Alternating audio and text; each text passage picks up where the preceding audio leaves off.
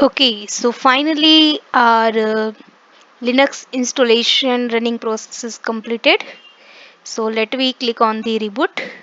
This is the reboot button. It's take a few time. I have already clicked.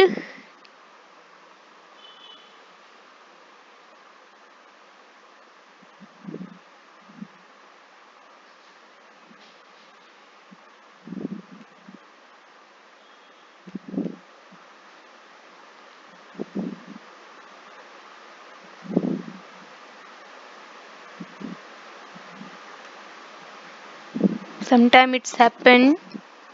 It's not support the mouse and keyboard.